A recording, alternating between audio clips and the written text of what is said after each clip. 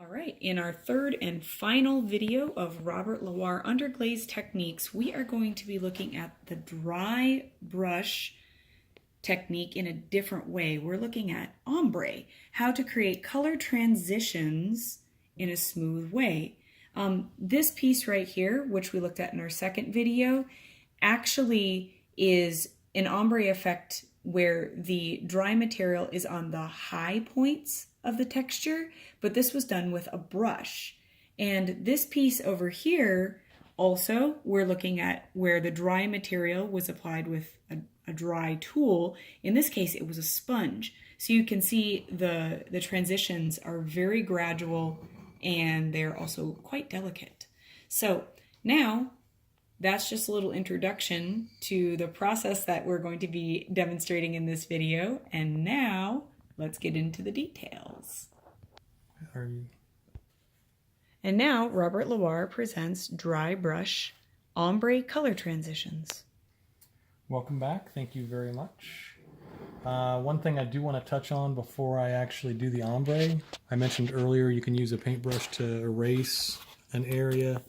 First, I like to take and scratch off some of this blue that's on top of the black, just to remove the material. Take a dry brush and just lightly brush it off. And I'll take one of my wet brushes from earlier that is clean and has a little bit of water on it, and I'll just lightly go over the top of it. And again, it works kind of like an eraser. If I need to put some more black in there, I can do that. There's a little green here in one area where I went over the blue. If that really bothers you, you can do the same technique there. Just scrape it off, put a little more blue back on it. You could potentially just put blue over the top, but until you know the materials, it's hard to know exactly how they'll react with each other. So what I want to do is I want to take some of this blue-green, and I'm going to apply it with the dry brush technique. Again, it's not adding dry material to the surface, but it's putting it to the surface with a drier brush, so that way you have a little more control of the material. It doesn't just run all over the place and flow all over the place. If you look at this, this was actually the brush I used for my green, the light green dry brushing earlier. And I put a little water to it to mix in this green here and get this softened back up because it was drying. But look how there is light green bleeding out from the paintbrush. Okay, this is why you really want to try and start this technique with a dry brush, because you'll end up with water up inside the paintbrush and it'll bleed down into your bristles, and sometimes it'll have a different color in it if you used it for one other color, and so it could just cause a lot of problems. I just used it just simply to wet this back down, and now I'm going to go to another brush that is dry. Again, the same technique that I did earlier, where I load up a little material onto the brush, and I'll pick a clean spot on my palette. And this is going to be a little more important to have it a little more on the dry side. So it's going to look like there is not much material. There we go. You can see it glisten a little bit, but there's not a lot of material there. And so I'm going to, again, lightly go over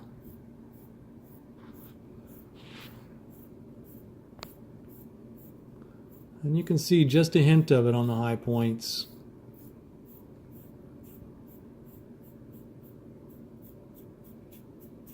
And it's just to give a little extra dimension to it, give a little more depth.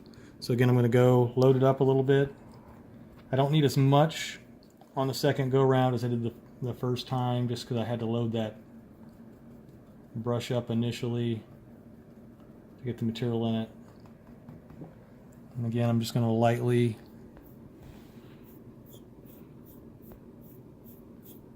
And as this dries, if your color combinations are real close together, you won't see much of a transition. As it dries, it may all look the same, so you may not realize how well the job you're doing until it's fired. So this is when taking good notes or documenting with photos or video in this case is actually going to be really good, because when we see this fired afterwards, we can compare and see how much it actually had picked up. Alright, so I've got just kind of like this gradual transition up here on the side going up towards the head, but I'm going to leave the area around the head just like a brighter blue so I can get as much contrast as I can.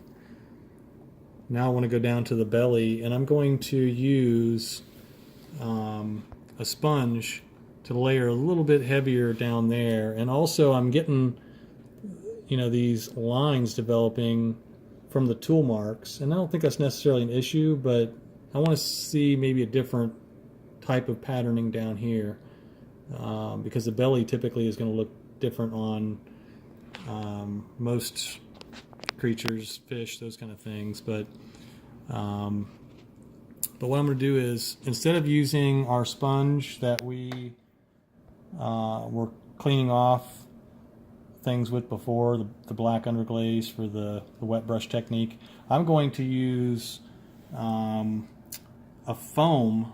This was taken from a couch that I found on the side. Or no, this one was actually a mattress pad, not used. This is a new one, so at least I hope it is. And then this is actually packing material from a laptop, I believe. So, and I'll take and sculpt these. There's a couple different ways you can do this. You can trim away a little at a time to change the shape of it.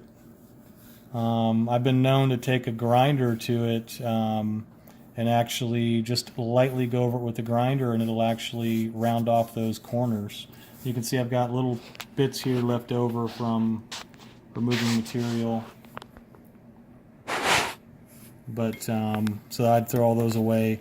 But what I do this for is so that I can get up, you know, like into an area that maybe has a tight corner to it, especially like up here and where the gills come together underneath the chin. So I may want to actually take this and dab into this area with this point. So it's kind of like a chisel point on a paintbrush. So again, you know, keeping those things in mind, the planning is really going to make a big difference. All right, so I'm going to take my dry brush, add a little bit of color to it, but instead of putting it to the palette to remove it, I'm going to remove it directly onto my sponge. And I don't know how well this foam or my sponge is going to work, because I've not used this material. I just kind of was curious to see. I may not like the looks of it. It may not be the right item to use for this, but I just thought I'd give it a shot and see how it goes. I'm doing this so that you can see, you know, the experimentation needs to continue. Even after you develop the technique, it's good to keep like this attitude of trying things out to see what happens.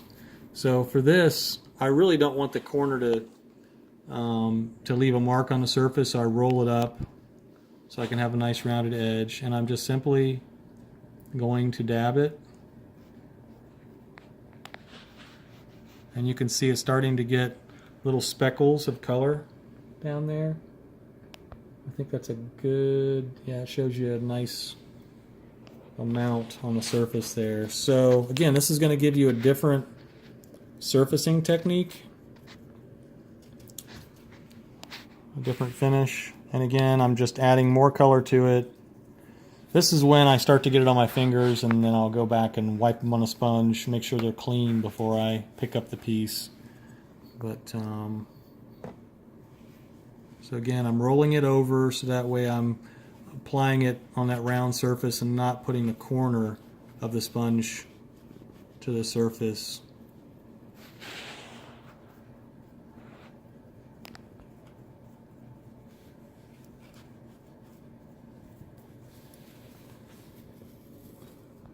So I'm just going to build up some of this color. You'll see a little blue down in the lowest points, and then the black all the way down in the crevice down there. But just loading up the sponge again. Really kind of hoping that you can see a nice transition. So you can, I do want you to see though that you can use these things in conjunction with each other. So, you know, it's not just a matter of using the dry brush with the brush, but also this technique with the sponge, so you can layer it. And that's really how I get that nice transition. It's a combination of multiple techniques, but that, I think, does that show well? Yep, okay, good. All right, so on a piece like this, I'll do the black in these areas first with the wet brush technique, sponge it off, and then I'll come back with white first on the sponge. Again, very light, you'll barely see it on the surface, and I'll dab it on the high points. If I get too thick in an area, which happens, I got a little thick here on the lip, on the nose, it's okay in those areas. On this area here it bothered me, so I just took my knife afterwards and I scraped some off. And I did it just kind of in a way that might make it look like freckling or some other type of blemish, and it evened the two sides off. I actually went back over here and I did some areas where I scraped. I didn't really need to, but I wanted to balance the two sides by doing that. I've also gone back and scratched lines in it or writing and those kind of things as well, because until this is fired on there, it's almost like a layer of dried clay on the surface of your fired clay. So that's the time I prefer to put it on, is when the pieces are bisque fired, and then I'll do my glazing after the underglaze is done. But anyway, I think that's about it. So best of luck with this technique, and I'll talk to you soon.